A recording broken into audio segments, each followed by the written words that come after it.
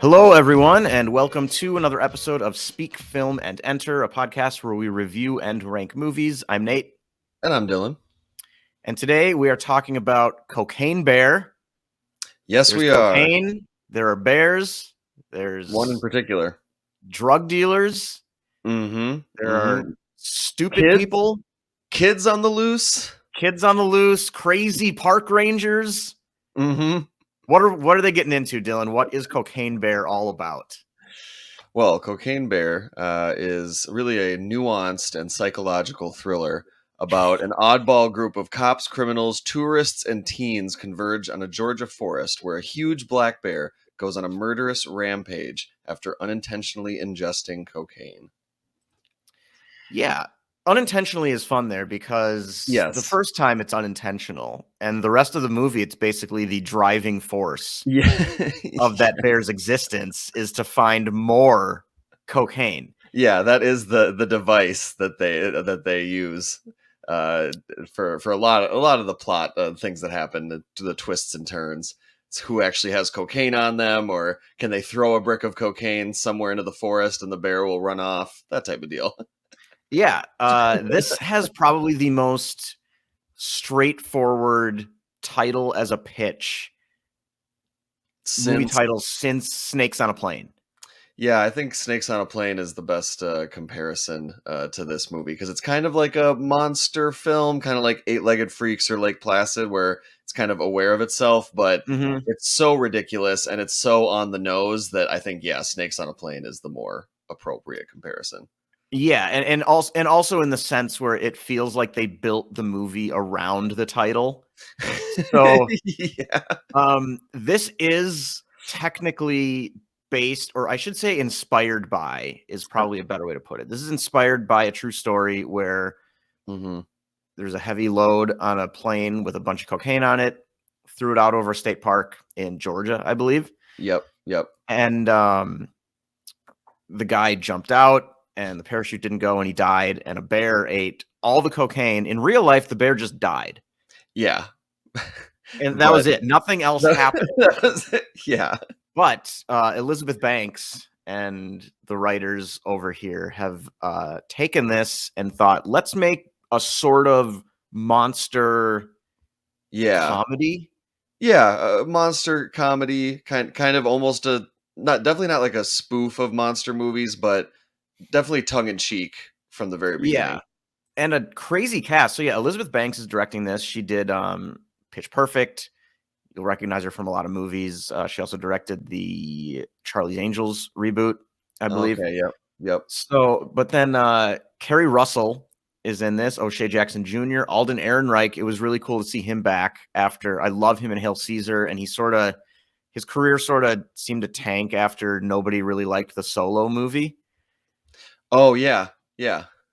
But it's nice to see him back because I think he's a really good actor. And then Ray Liotta in one of his last roles. This movie is dedicated to Ray Liotta, and I'm really not sure how I feel about that.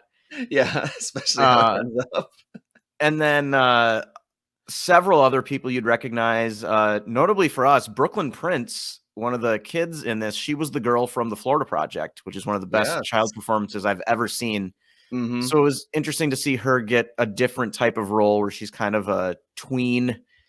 And she's got a friend, and they talk like tweens do, and they're sort of bold and brash and think like we can handle this. And you know, they're one of the different parties that run into this bear.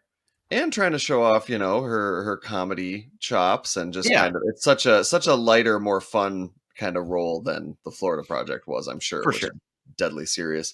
Well, for her role, not always deadly serious. It's kind of serious stuff around her character in the Florida Project. Yeah, she has funny moments, but it's more like, her just being a kid and like innocent. Whereas this, it's like, she's delivering lines that are specifically jokes. Right.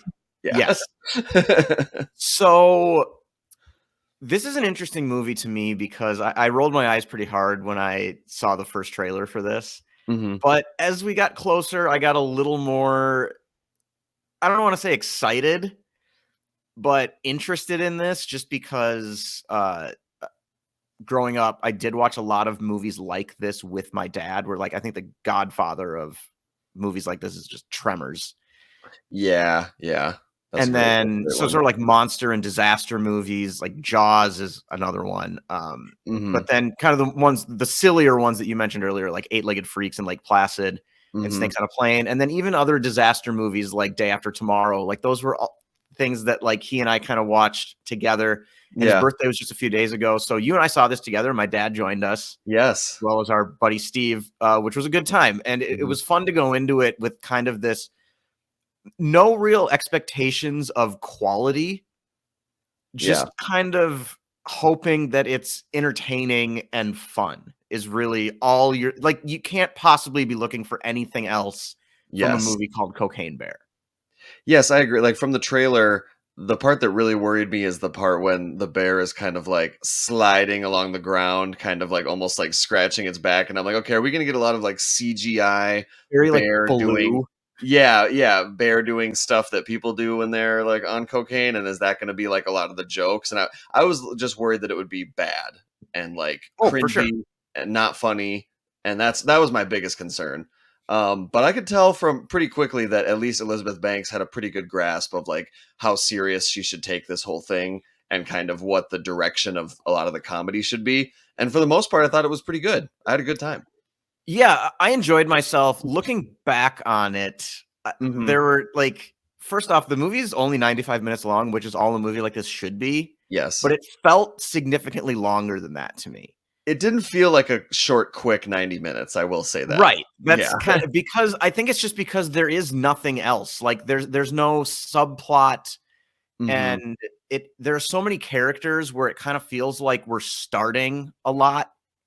Yeah. And Introducing a I new do group. think there are way too many characters in this, and I think the reason for that is because they want at least half of these characters to be killed by the bear, and they Yeah. want a certain amount of deaths. There's like a quota they feel like they need to meet for Hmm. an expectation for a movie like this. So you get, I guess, maybe not so much that like there are too many characters, but I think the bigger problem is that there are too many groups.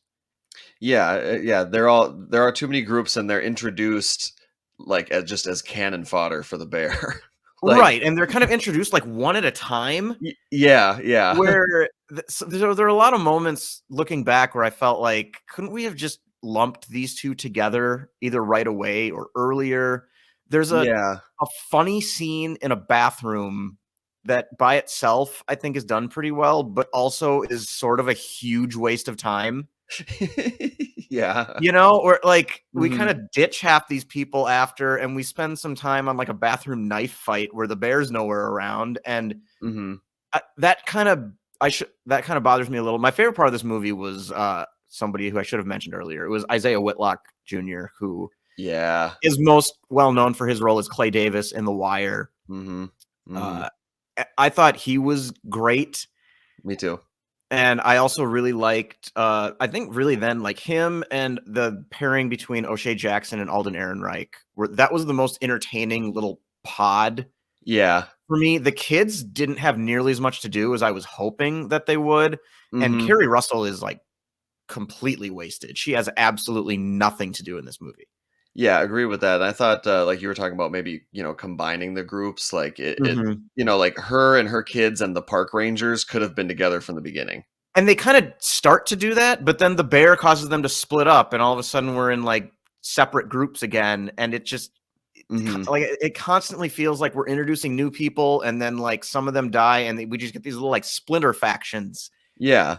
And a movie And like this just needs, like, 2 groups of mhm. people for me, and we can bounce between the 2 of them, whereas this, it's just, like, 5 minutes here, 5 minutes here, 5 minutes here, 5 minutes here, and then all Mhm. of a sudden it's been, like, 30, 40 minutes, and it doesn't feel like a ton has happened. Yeah, yeah, agreed.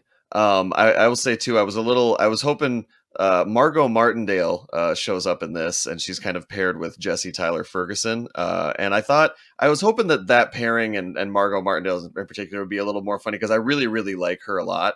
I do But too. a lot of like the jokes and just what the dynamics of that relationship was, I just didn't think was as sharp, like Yeah, comedically, that which stuff is a didn't really bummer. land for me at all. Yeah. The pairing that I really wanted more of, that they're not in the movie nearly enough, in my opinion, are the paramedics. Oh Uh, yeah. Scott Seiss, and then I'm not sure who is it. Probably Kim. Kyan Kim. Yep. Those two are in the movie for like 5-7 minutes, maybe 8. I really liked when they showed up. Me too. In the trailer, you can see they're in the ambulance, the bear like leaping with cocaine-fueled superpowers for Yes. the ambulance. That part was fun.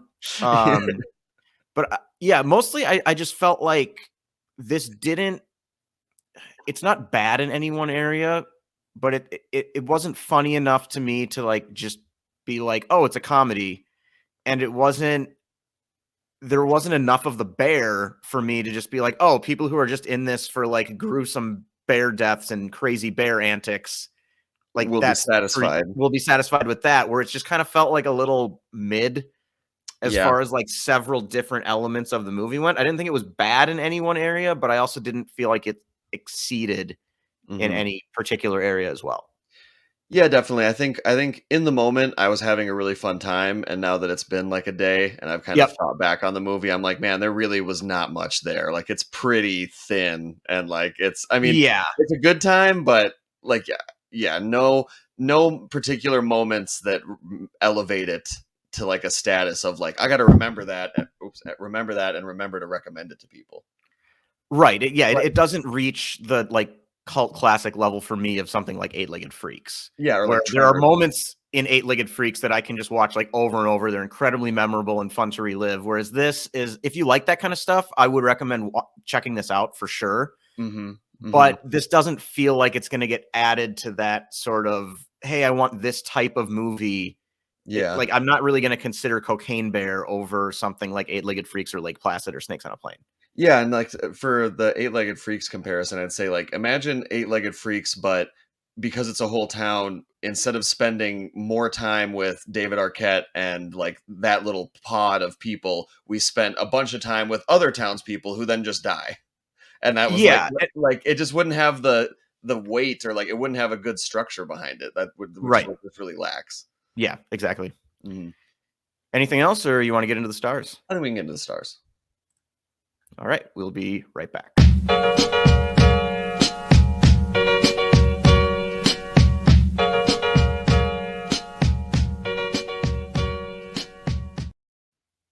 Okay. You can go Uh, first. I'll go first. Okay. Okay. I'm going to give this 2.5 stars. I think I went into this determined to have a good time, expecting to have a good time, and with a very open mind. And I did, for the most part, enjoy myself. But as we've talked Mhm. about, kind of looking back, there are certain things here that kind of hold it back and feels like it could have used a little more tightening. Yeah. So Yeah. I don't think it's bad.